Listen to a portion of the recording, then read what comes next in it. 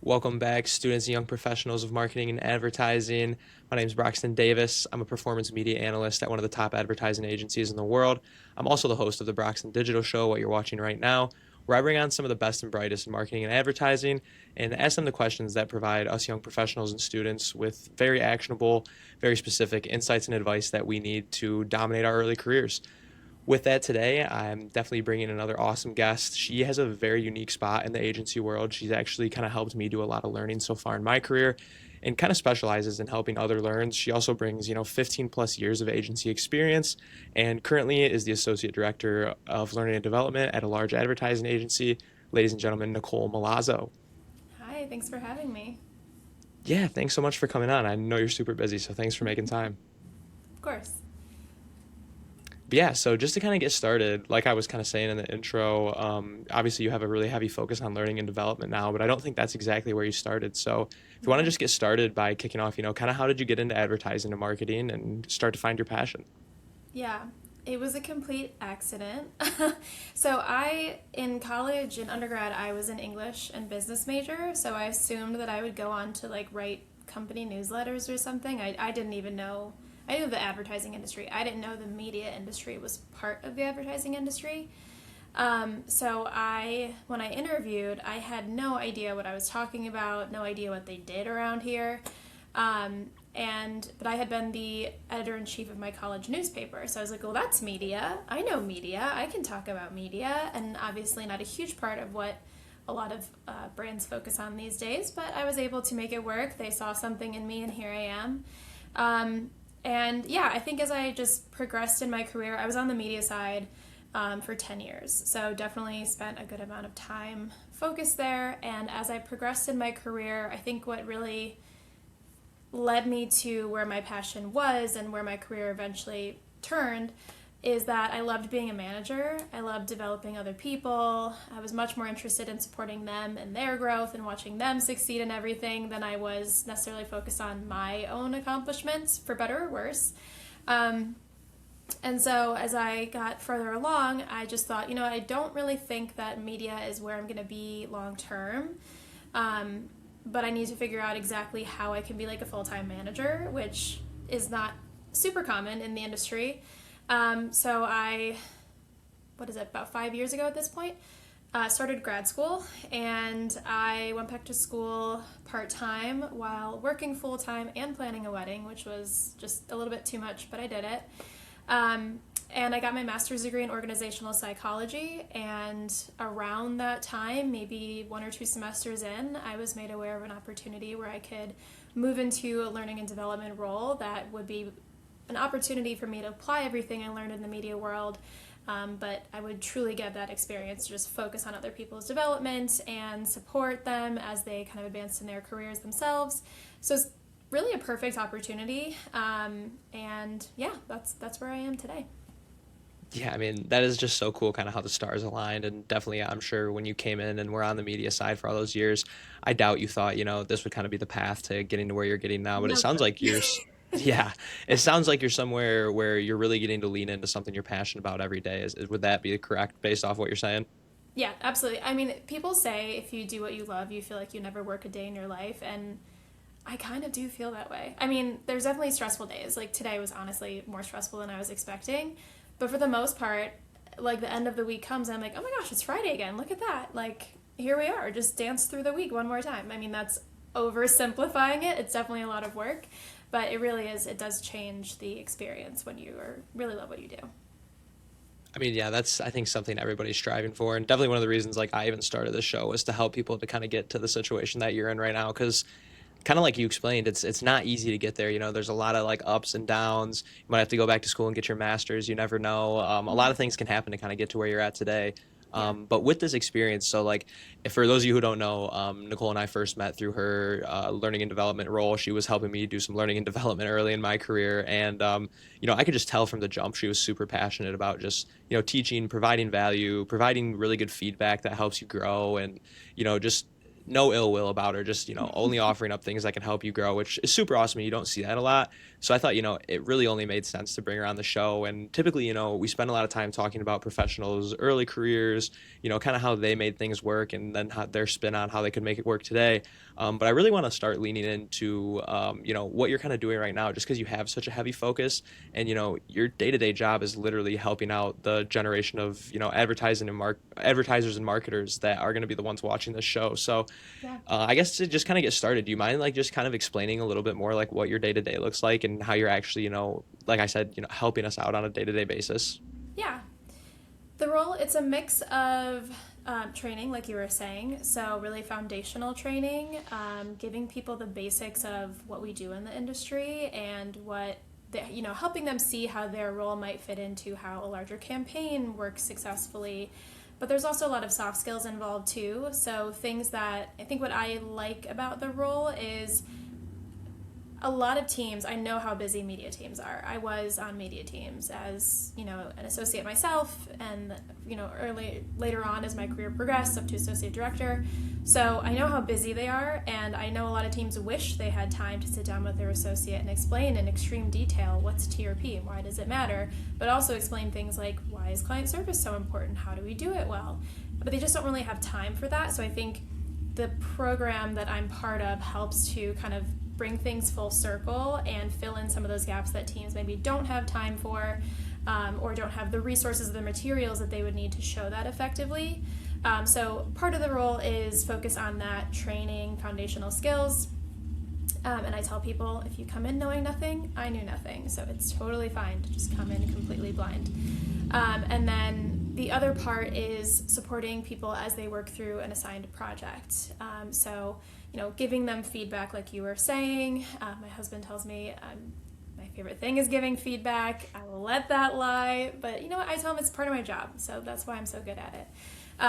So really supporting people as they're doing their research on that, and then practicing, building confidence in the way that they present their work, helping them prepare for what do I do if someone asks a question and I don't know how to answer it.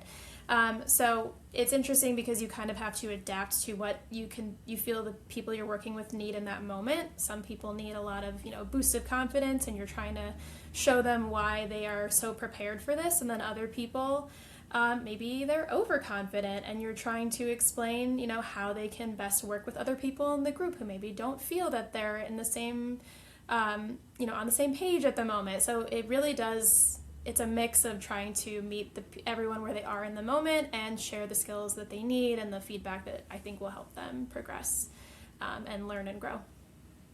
Yeah, I mean that's so cool. What a unique role. And like honestly, coming into the agency world, even like in college, I had no idea there was even roles like that at an agency, which I think speaks to a larger point that you were kind of making of like when you first come in, you don't really understand how things work. There's a way larger scale than probably anything you looked at while you were in college, unless maybe you were lucky enough to like intern at a large agency or something, which Mm-hmm. is starting to become pretty far few and in between nowadays. But I just think it's like something that's super important that doesn't get talked enough about. I think at a lot of agencies, luckily we work where we work, but looking around the industry and just thinking about a lot of young professionals I know, like there's a lot to learn when you graduate college and want to start understanding, like, how does it go from what I'm learning in college to building these crazy campaigns that you're seeing on TV and executed across social? Like there's a ton that goes into it, and so many more roles like yours that I'm sure that the general person in advertising doesn't even know exists. Yeah, yeah. I had no idea when I first started. I mean, I went through a older version of the program that I now run, which is funny when I think back on how it's changed, but I think it's changed for the better for sure. Definitely, yeah. So I guess I really want to dig in right now too, because I spend quite a bit of time on this stuff trying to figure out how can I build my content to cater better to Gen Z? How can I build it better to the students and young professionals who are interested in this field and really give them exactly what they want? And that's what they're coming to the show for. So as somebody who's working with that generation day to day and really focusing on the learning and development of them, what are some like key insights that you're coming to, or maybe some trends you've kind of seen recently that are really important that you think our generation should know? Yeah. It's interesting that you asked that because my capstone project in grad school was about working with Gen Z. because I was at this point in the program that I now am working in. And so I was like, well, what can I, if I'm going to spend all this time on this deep research project, like what is going to be most applicable that I can use day to day? And that was really interesting because I have seen some things that were uncovered in that research that I did. And I think one thing that stood out to me is that I don't remember the stats off the top of my head, so I can't give you actual numbers, which you know how I feel about getting the numbers out and having research behind what you do. So I don't remember them off the top of my head, but it was something about how the proportion of new hires or like entry-level employees in the Gen Z generation is much smaller that has had previous experience. So I'm a millennial, pretty like middle of the millennial group. And I have been working in some form or another since I was 13. I had an internship every year of college. I had overlapping internships at points, and then I had like side jobs. Granted, part of that's like my economic situation. I had to work quite a bit to make my way through college. So there's that. But if you go back generation over generation, going back farther, people started working younger than a lot of Gen Z employees who are now, maybe some of them have 1 to 2 internships before they start work. So that's not to say that they're not prepared, but it's more to say that a lot of Gen Z comes in not knowing the dynamics of how an office works or how like communication works in a professional setting versus a college setting. You work with your professors very differently than you do with your colleagues or your manager. So there's nothing wrong with that. It's not like they come in, behind in any way. It's just a matter of, because there is less, there's a smaller portion of Gen Z who has in-office experience or less in-office experience than previous generations. They don't often have that opportunity to get the norms of office life under their belt before they start working full-time. And then, you start working full-time and you are overwhelmed with the amount of things that you need to do, let alone figuring out kind of how we do things around here and like what the norms are for how you communicate with people. So I don't think they come in, at any sort of disadvantage. It's just that they don't, statistically, if you look at the numbers of how many of them had previous experience, it's a smaller portion than it was in previous generations. And so they just come in needing a little bit more of that soft skill around the work and being able to apply that day to day. So that's been interesting to see because I do think there's a lot of things. And granted, part of it could be I've been working in an office setting for approaching 2 decades at this point, and so I probably forget things that I wasn't really up to scruff on or wasn't like familiar with. And also the technology has changed so much since I first started working, so I think there is this implicit expectation that you're going to come in and like jump in and like how to use Teams, how to use Outlook, and a lot of people don't, and that's totally fine because it's not an expectation in every workplace. And maybe you've had a job before starting at an agency, but it wasn't in an office or it wasn't with the tools that we have. So I think there's a little bit of a onboarding period that in an agency world with how much work we have to do, there isn't a ton of time for. So I think that's a way that I can help play a role of helping people kind of navigate that and figure out how to tackle something that they're not sure how to handle.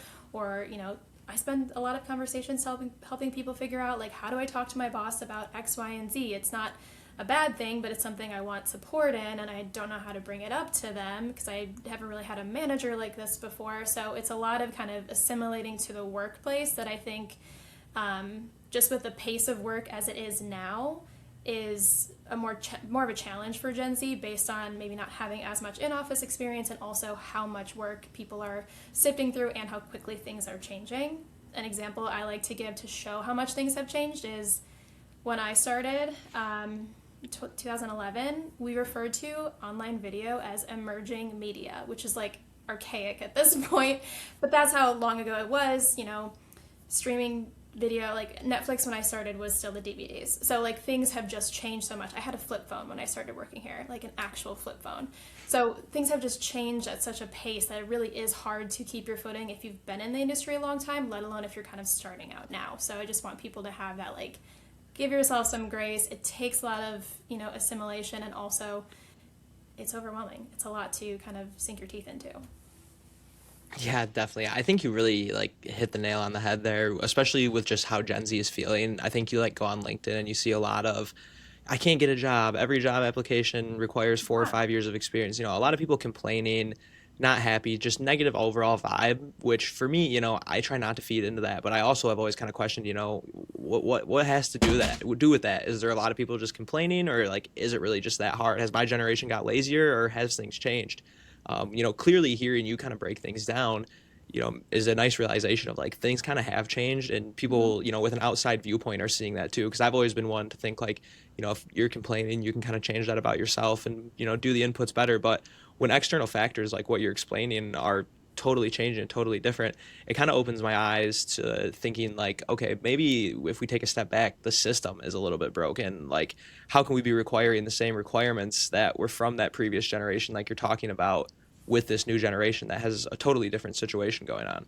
Mm-hmm. Yeah, and I think my generation was almost kind of the start of that because I graduated 2011 from college, and so it was 2 years after like the global recession, 2 or 3 years.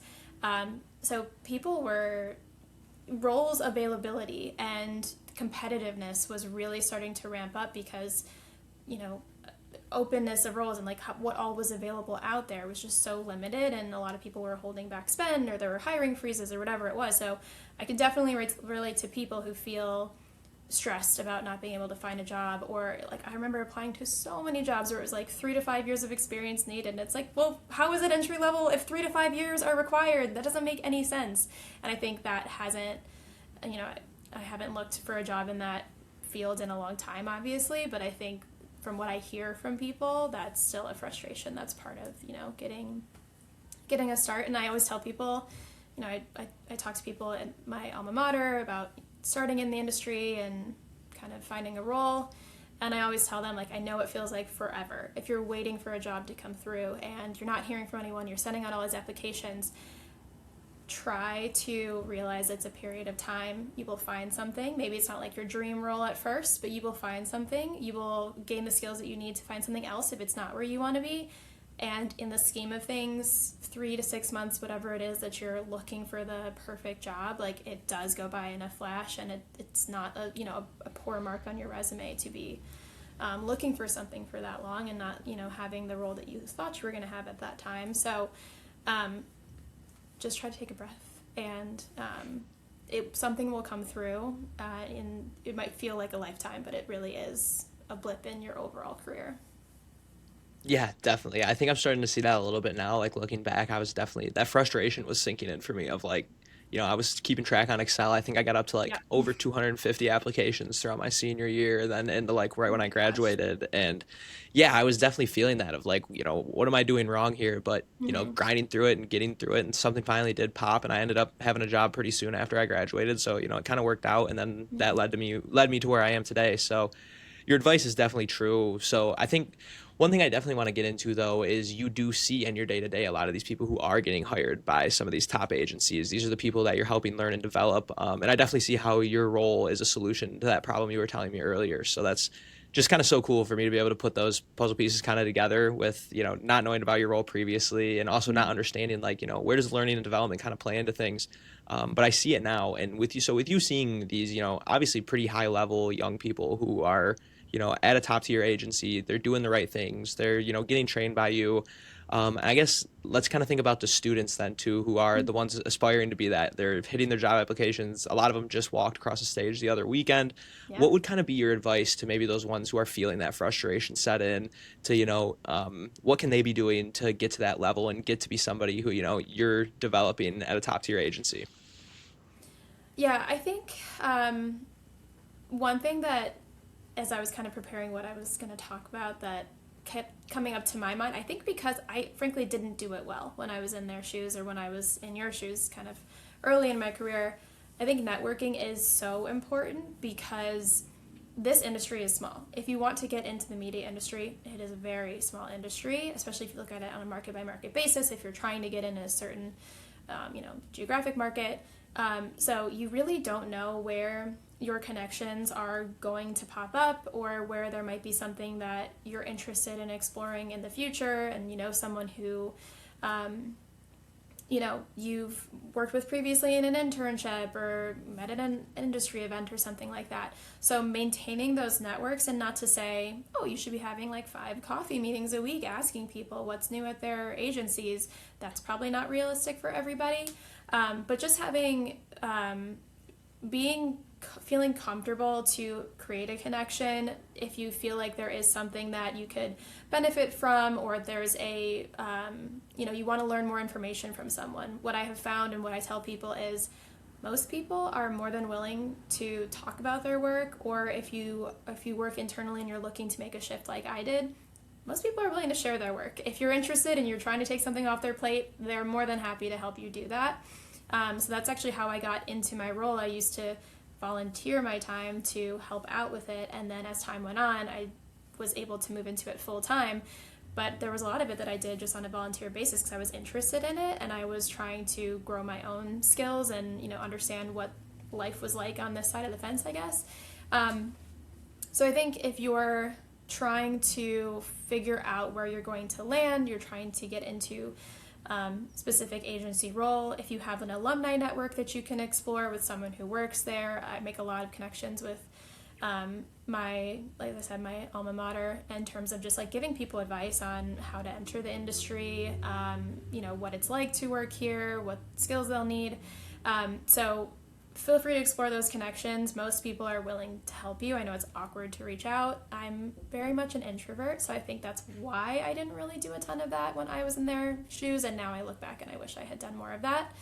But I also think in terms of like advice for, if you're trying to find a role, you're applying left, right, center, and nothing's really sticking, I really do think keeping perspective of, it feels like forever, it's not going to be a forever thing is important. And then once you're able to get your foot in the door, it really is about being open-minded and being curious, because I think one thing that's interesting about the media world is you can have so many different paths through this industry. You could be on a strategy team, you could be on a search team, you could be on an analytics team. And of course, some people are, more depending on your background, maybe you're trying to land in one of those spots, but a lot of people, I think, enter the industry and they kind of are landed in a spot based on open roles at the time, or recent client wins, whatever the case is.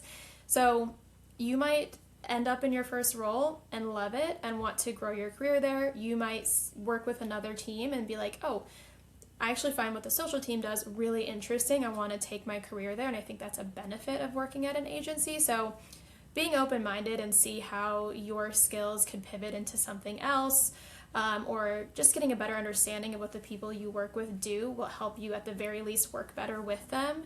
So it really is an entry point to understanding where your career could go. Like you were saying, I had no idea I would end up in this role when I first started. I didn't know what the media industry was. I didn't know I'd end up here. What I did know, unclear. I knew something. They hired me, but you really just don't know where things are going to go until you kind of dive in. And another thing I tell people, because as you were saying, in some cases, I meet people who are on like day 2 of work when they start learning with me.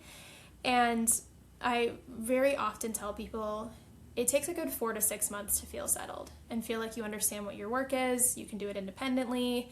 You don't have to ask your manager a question before you do everything. And I think in a lot of industries, 4 to 6 months sounds like a very long time. And I think people feel like I should be doing more. I don't understand what people are saying. They're using all these acronyms. What are we talking about? And I think media just takes a very long time to onboard, and that's normal. So don't feel like, 2 months in, you're not doing anything. That's really like your absorption time to just kind of ask all of the questions, explore whatever, trainings can get you that baseline understanding, and give yourself the time you need to really pull together that foundation of what am I doing here, because soon enough you will be overwhelmed with things and you'll be like, I wish I had that time, just kind of let it soak in.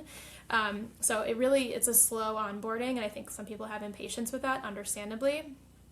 But I think if you can be open-minded, really just kind of lean on the people around you to ask questions and get more context, it will definitely help you set up for success as you kind of get going on your own.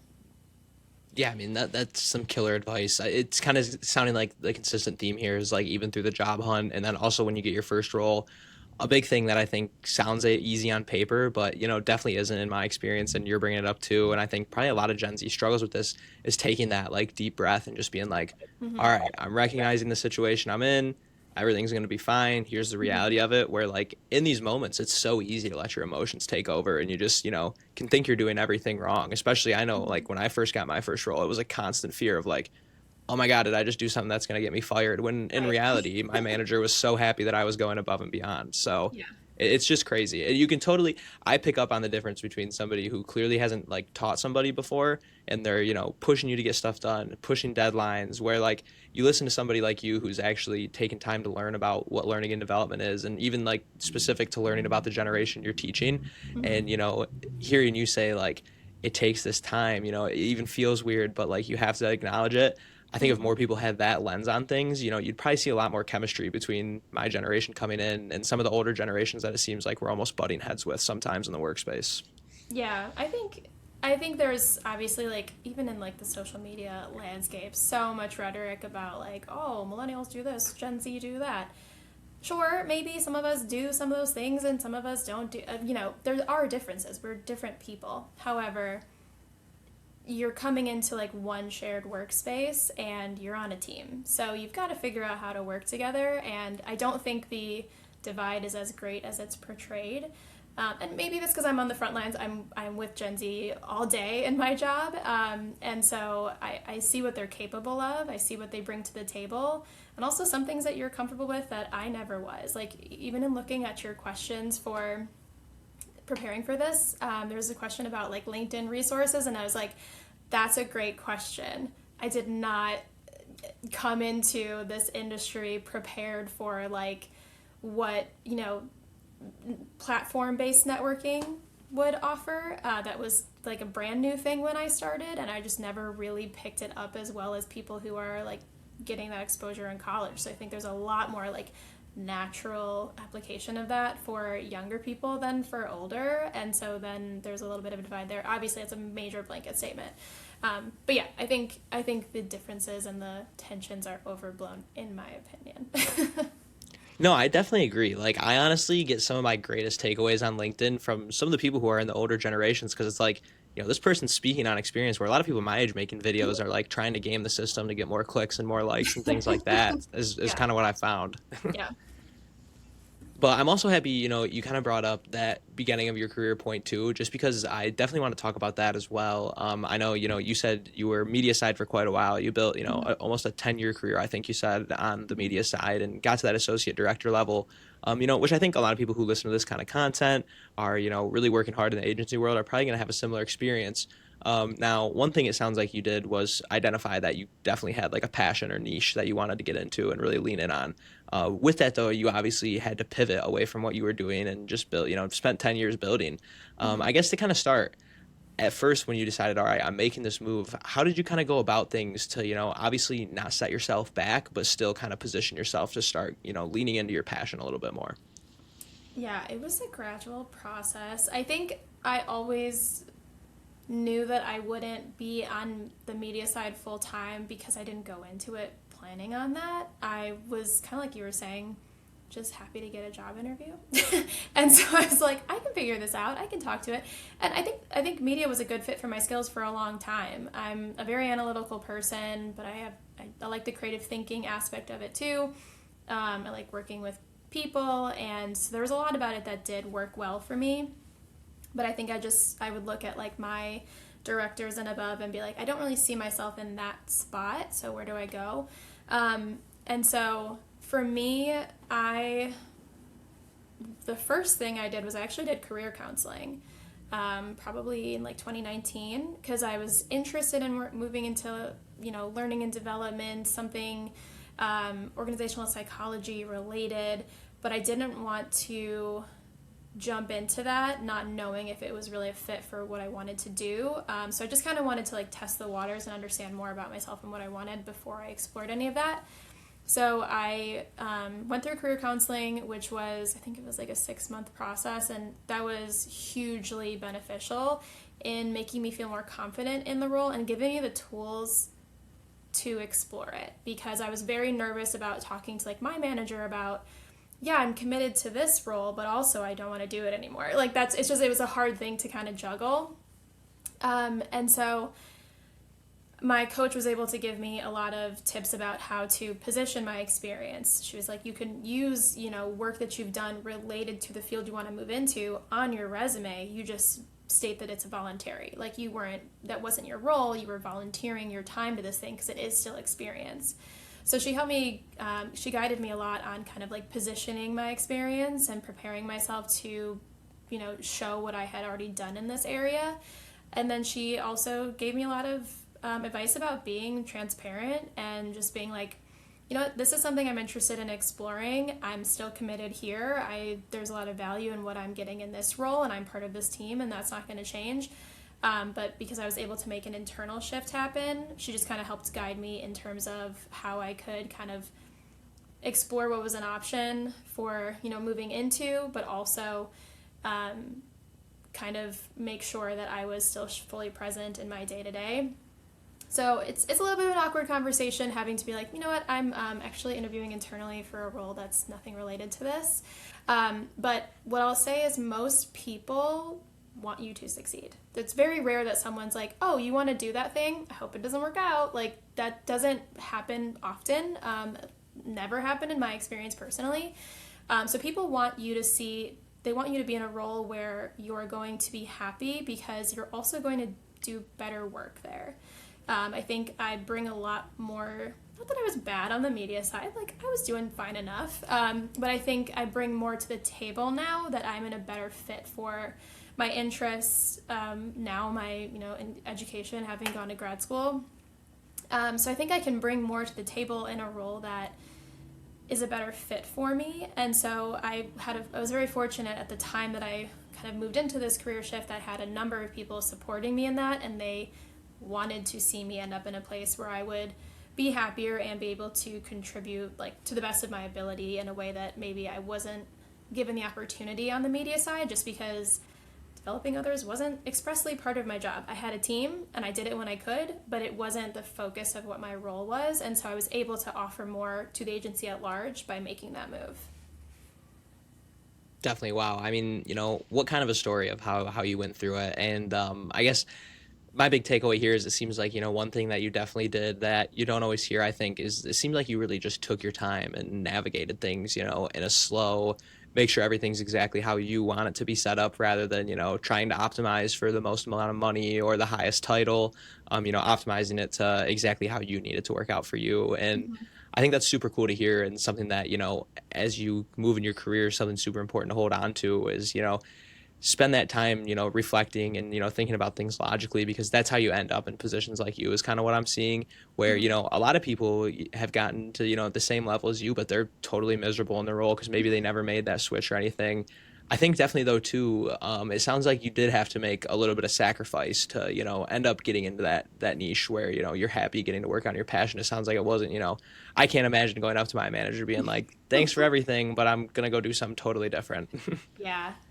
Yeah, it was it's a little awkward, but I think what was more awkward was telling people I was going to grad school, and they're like, oh, what for? Because I think a lot of people go to school when you're on the media side and you get your MBA and you're interested in going client side, like that's very normal, and I actually considered that. And then I got a GMAT prep book, and I was like, no, I'm not doing this.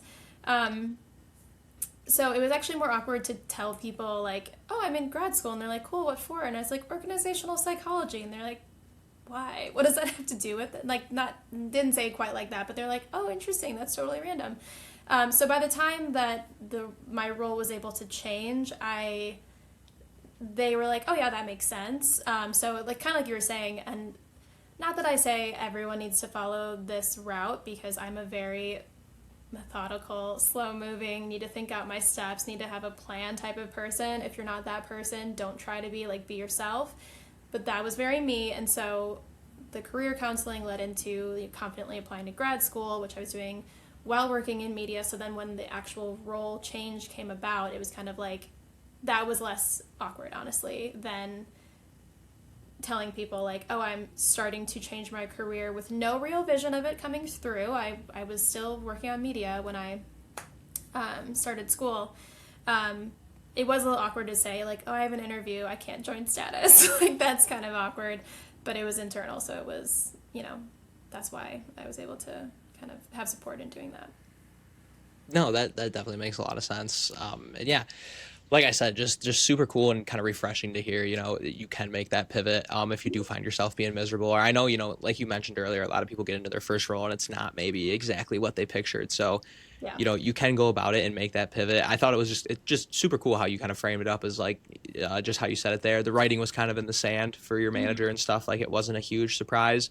Obviously, you still had to have those, awkward, tough to have conversations, but it also wasn't like I'm out of here, wish me Right. luck type of thing. So No, I still I think see that's them all super the cool. time, so.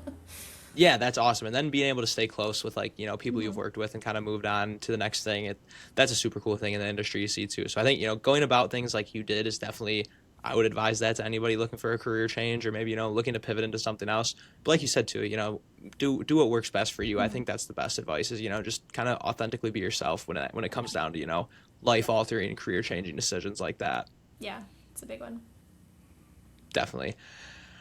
So I think, I guess one other thing I wanted to cover with you before we jump into the rapid fire value segment. I guess during your time when you decided, hey, I'm going to go back and get my MBA, I definitely think, there's going to be some people listening to this that come to that moment in their career. You didn't get your MBA. You said you thought about it. Mhm. I have met a decent amount of people who did go and get their MBA and have mixed opinions on it.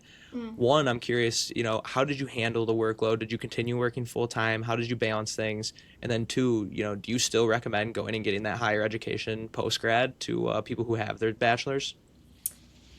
Um, Great question. It's funny because I'll give you a little story to contextualize it. I had someone who I was working with in the program actually who asked me like, "Oh, hey, I saw you went to school part time while working. I'm thinking about that, but I just want to get your take because the idea of like requesting my transcript and putting through the application just seems really overwhelming. So is it worth it?" And I was like, that was the easiest part, was getting my transcript and putting in the application. The What you need to ask yourself is, am I prepared to have homework every day while having a job? Not to scare people off. Like I definitely see a lot I loved the program that I was in. And it was a great learning experience, and I still do apply things that I learned there every day in some capacity. So I would say, from my experience, if you feel very drawn to the topic that you're interested in, mine was a little bit an unusual one. Obviously, it wasn't an MBA, but I found it so interesting and worthwhile for my time because I found it fascinating. I think the general idea of organizational psychology is like applying psychological principles in the workplace. So I found the idea of like understanding what motivates people, how teams work together effectively, what makes leadership successful versus unsuccessful. Like I found those things very interesting. So yes, it was stressful. It was hard to do time wise, but I felt really fulfilled in doing it, and I'm glad that I did it. So I would say don't do it if you feel like you're kind of being backed into it because you don't know what else to do. If you feel very passionately about it, if you have a plan for where you want your career to go and that's part of it, then I would say honestly start sooner versus later because life has a way of carrying on, and then suddenly you're like, well, I wish I had done that thing. So it's not for everyone. And I think the things, like I said, to ask yourself is, am I prepared to do homework every day? Because it had been, when I started grad school, it had been 10 years since I graduated undergrad. And I remember sitting down to look at my first assignment and thinking, what did I do? But I figured it out. And so it really became about kind of scheduling my day. And this was during the pandemic. So we were all working from home. So that made it easier because I didn't have a commute. So I'd wake up at 6. I would do homework until work started at 9. I would work 9 to 5, and then like 5 until bedtime, I would do my wedding planning stuff. So I had a day, but so it was stressful, but it was worth it. So like I guess what I was saying before, if you feel passionately about it, if it's part of your career growth plan, it's totally doable. You just kind of have to build a structure that works for you and your schedule. Definitely. I mean, that's some great advice, and definitely just, even helps me kind of demystify things, because I've asked a lot of those questions of myself, like, could I balance it with work? Is Mhm. it something where I should maybe take some time and just focus on education? I know there's some people who kind of take a gap and do that. Yeah. But, hearing that it's possible, and also hearing the, you kind of got to cater it to yourself. That is probably the most realistic advice, is like, Yeah. you know, everybody has their own situation, but also a really good point too of like, life does catch up with you. I can see how, once you get married, once the first kid comes along, the chances of you sitting down doing 4 hours of homework every night gets a lot more, thin than it would be. Yeah, now it would never happen. I would not be able. Actually, now that you say that, I just want to make sure my daughter was picked up from school. Okay, she's good. Perfect. Yeah, it's definitely like now I could never do it. Maybe I could, but I would just like not sleep, and that's just like not a place I'm in right now. The other thing I would say is take it at your own pace. Like I took a semester off for my wedding because I was like, I just need some time to enjoy this thing that's happening in my life that I will never do again, and I can't do that if I'm also turning in papers. So I took a semester off, got back into it once the wedding was over with, and I'm glad I did because I was able to like be fully present for that huge thing that was happening in my life, but also still complete my degree. And honestly, I think I had 6 semesters for my grad program, if I remember correctly, and so I was able to move officially into a learning and development role full time after like 2 or 3 semesters. And I had a moment of being like, do I even bother finishing this? I'm where I wanted to be. And I still finish it because I was like, this is part of my plan. I see a value in it. I'm interested in it. It's stressful, but I can make this happen. And I'm glad I did. Yeah, definitely. I mean, that follow through mentality usually always, ends up putting you in a better position, not a worse one. So Mm-hmm. I think it's great that you did. And I think that's some great advice to anybody, kind of juggling with those questions, because it definitely can be something that just confuses you. I know, even, like, I'm not at that point yet, and I have definitely stressed about it and worried about it and caught myself asking, what did you do? How did you manage it? So Yeah. great advice, and just, some great demystifying answers there. But now to kind of jump into the rapid fire value segment, this is where we'll kind of just go with some quick questions off rip, and just looking for your quick, actionable insider advice on, how can we add some value to these students, young pros daily life, just stuff that they can go and do today or tomorrow to start feeling like they're making progress towards, whether they're battling with the first job hunt, trying to figure out how to deal with that first tough manager, or maybe looking to make that pivot. So to kind of jump into it here, what would you say right now, Nicole, are a couple of the best free or low cost tools that you're using in your day to day that, are actually moving the needle? For me, I'm a person who needs to like organize things. I need to make order out of chaos. And so personally, my like I guess it's not free. In my head I was like, "Oh yeah, I use it every day and I don't pay anything for it, but it's cuz I already bought it." I have a detailed planner that helps me just kind of get my to-dos for the day organized, but also leave time for it's very well split between like personal and work items, and so I'm able to kind of compartmentalize and prioritize in that sense, but also it has like a way to keep track of like the good things that happen that week, and a way to keep track of like monthly and quarterly goals and habits that you're trying to establish. So for me, more than any like tool, like work-based tool, I need to kind of have like a record. I like to see where things are panning out, when I was able to stay consistent on a goal that I had, or I was able to kind of like mark off the number of times I accomplished something that I set out to do, and have like a finite time frame associated with it, because if I don't have a deadline, I'm like, it's not a priority. So like my planner is like my Bible, I guess I would say. I live by it. I love it all day. I'm checking in on it. So for me, that's the number one thing that keeps me like motivated, organized, and able to manage and juggle all of the things. So that's probably the primary one. And then Do you another use a thing, specific platform? I use Passion Planner. It's a paper planner. Um, Okay. I'm a paper girl. I'm a little old school, for better or worse, again. But I just do better when I'm writing things out, because I feel like I always think there's like a million things to get done, and then when I start writing them out, I'm like, oh, that's nothing. It just felt like a lot because it was up here. And then anything that's really, this isn't necessarily like a separate tool, but I found after much trial and error, what works for me is keeping things calendar based. So I really try to like block out my time on my calendar for like how long I think it's going to take me to do something, my work calendar that is, how long I think it's going to take me to do something. I have my to-dos in there by day because I'm always looking at my calendar to see like what meetings are coming up, what's, the timeline for getting ready for X, Y, and Z project. So I find that if I don't put my, or my items or my priorities in a place that I'm constantly looking, then I won't go looking for them.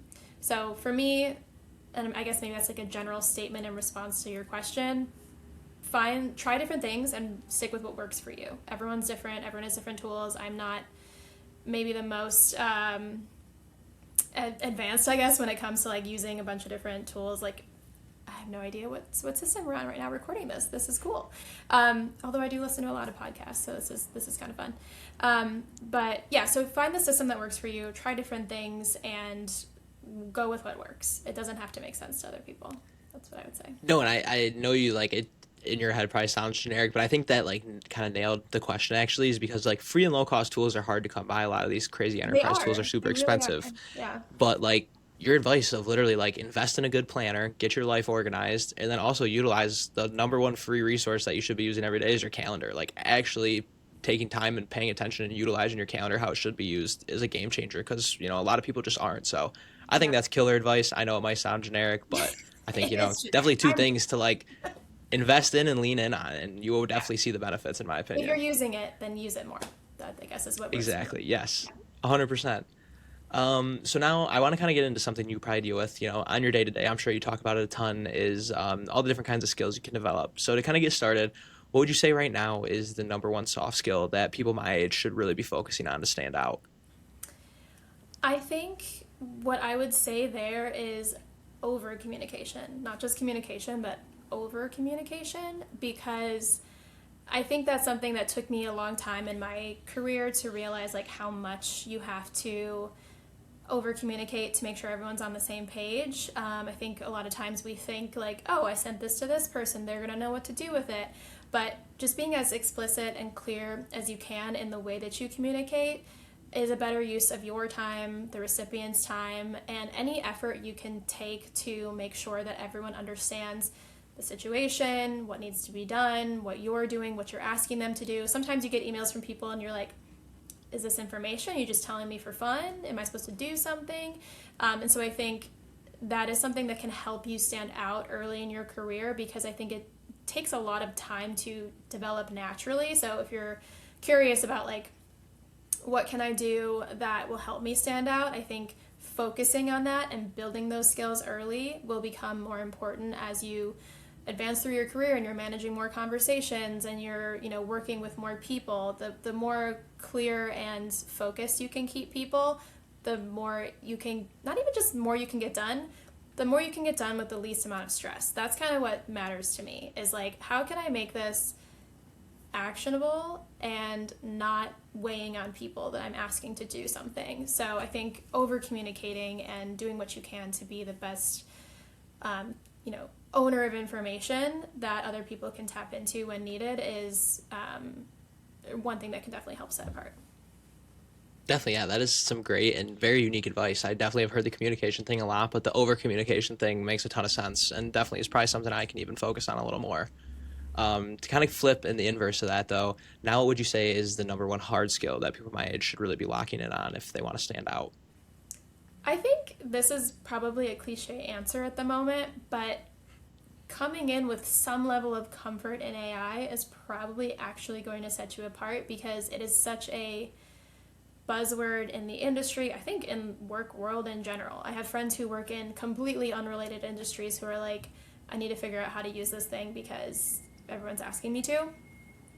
So even just having some baseline comfort, you don't have to be, creating agents every day, but having some ability to apply it realistically to what you're doing will definitely be useful. And I think a lot of people will be looking to a younger generation, fairly or unfairly, to do that.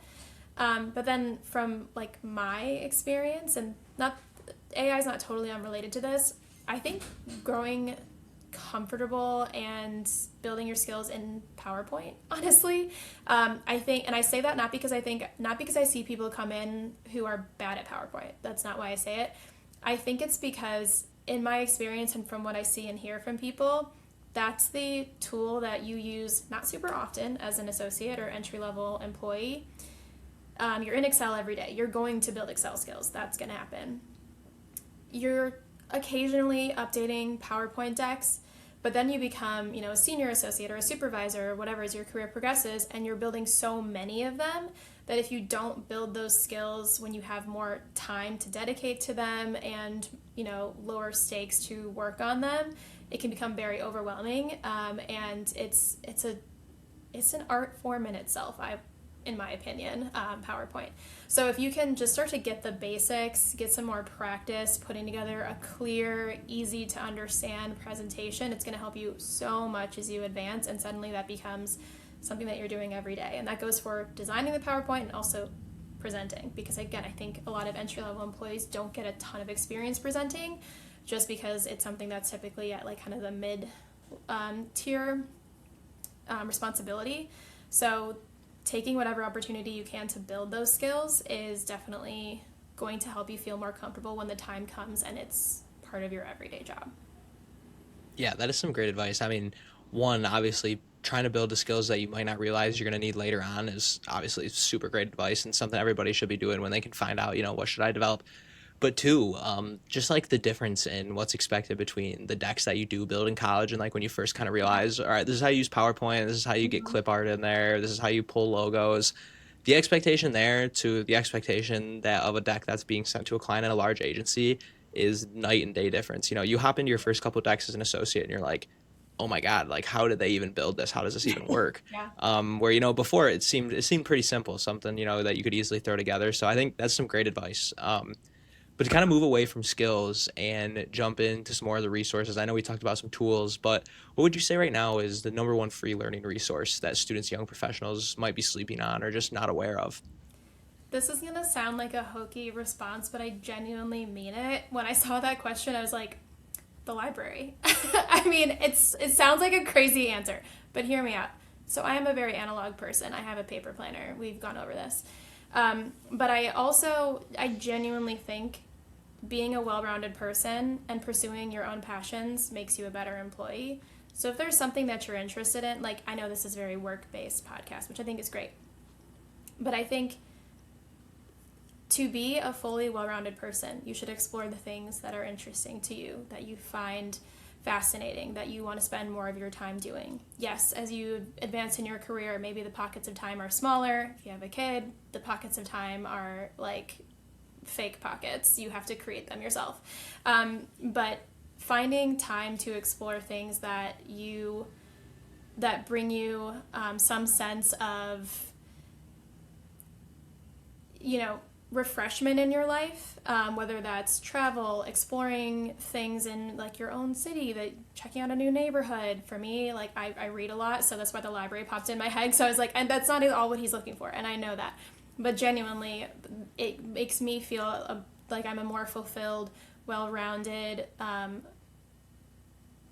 true person, I guess, to make time for things that matter to me and things that I personally love that are separate from work. So I think you do have to have that balance. Obviously, I love my job, so no qualms about that. Not necessarily why I'm giving you a non-work related resource, but just in my head when I'm thinking about like what fills my cup, what makes me a happier person and a more driven employee, it's having that balance of the things that I find really interesting and that I love doing, and also being able to come back to work refreshed with my, mind kind of chewing on new ideas or whatever it is. So for me, it's the library, because I'm a big reader and we have a great library system here in Chicago.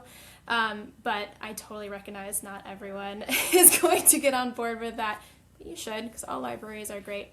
But more of a statement that you should really find ways to explore what matters to you, because it will make you more prepared to tackle the workday when you feel grounded in who you are and you're able to explore things that you love.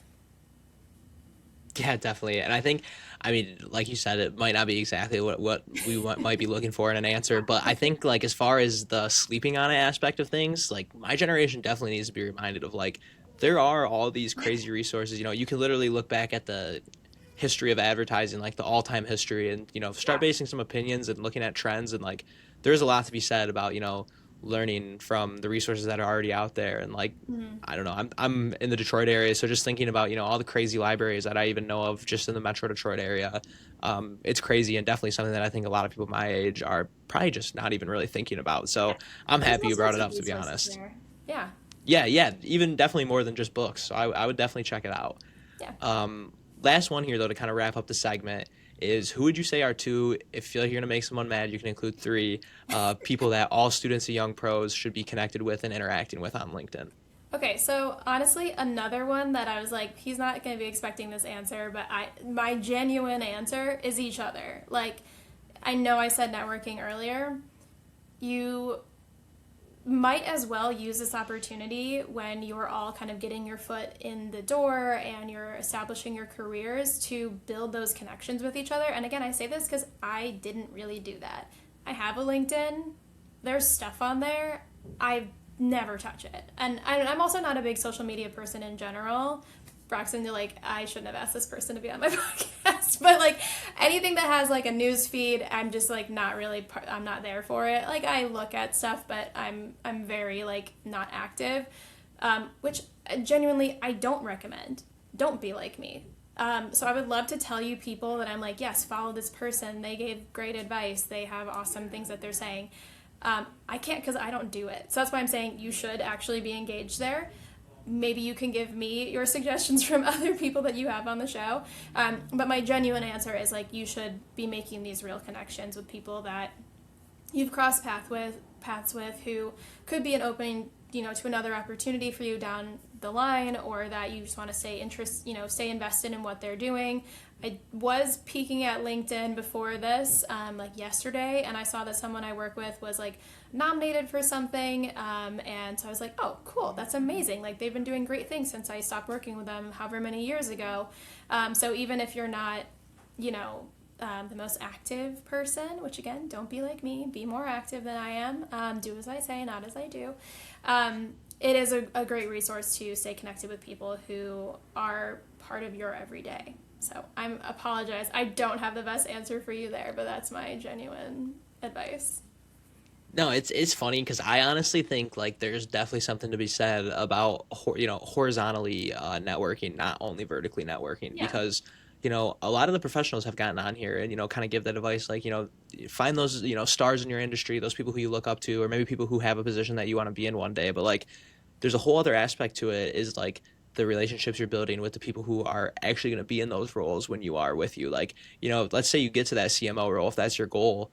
If Mhm. you have no other CMO friends, you're going Yeah. to probably really struggle to be able to do your job. So I think that's some like great advice, even though I know you think it's like maybe a little generic, or I don't like, I think it's more so you have unconventional answers, which I definitely want to Yeah. hear though. I think, hearing the same thing every episode is great and like reinforces stuff, but also getting like a different perspective and Yeah. hearing about things like I honestly really never thought of the library until now. I'm like, oh my God, the stuff I could probably learn about the history of advertising at the library Yeah. is insane. So, This is what you no, I get when you think, ask the learning and development person their tips. It's going to be off the wall. yeah, no, that's what I mean. Like, I'm just saying, like, I'm so happy I had you on the show because, like, it brings such a unique perspective. And that's exactly what my generation needs to hear is, like, there's more ways than one to skin a cat, so to speak. And, So, you can yeah, go about this so thing true. a lot of different ways. Yeah. It takes all Be- kinds to make the world go around, make the industry go around, and I'm just one of those wacky kinds. And hey, I mean, to everybody watching too, you'll find your spot. Everybody Yeah. does. Do the things Nicole's talking about though. It definitely makes it easier. Hmm. With that though, that kind of wraps up the rapid fire value segment. I do have one final question for you, Nicole, and then I know it's getting late. Your daughter's probably like, "Where the heck is my mom?" So we'll get you out of here. But this is something I ask to everybody that comes on the show. It's just a question that I've asked in the past and got so many great, valuable insights from that I just feel like I need to ask it to everybody that I get the opportunity to interview. But if you could just take like picture yourself back when you were in that 20 to 22-year-old mode. Super hungry, super motivated, ready to go out and conquer the world after doing so much learning, but you're also super ignorant. You obviously have no clue you're going to be doing all this crazy stuff, working in learning and development, going and getting your master's, everything like that. Back in that moment, though, if you could go back and tell yourself, hey, this is the one thing you should be doing differently, what would it be? And what difference would that have made right now? I think the first thing I would say is imposter syndrome is real, and it is okay to feel like you are a fraud and you have no idea what you're doing and you're faking it. And I would say imposter syndrome is also more prevalent than a lot of people acknowledge. But I think it's especially something you can fall prey to early in your career because you are figuring everything out. You are walking into this with no background for some people, definitely for me. So just knowing, it took me a long time to really realize that imposter syndrome is part of being in a new territory, and it's probably around you more than you realize. So that'd be the first thing. And then I would also say, honestly, pace yourself.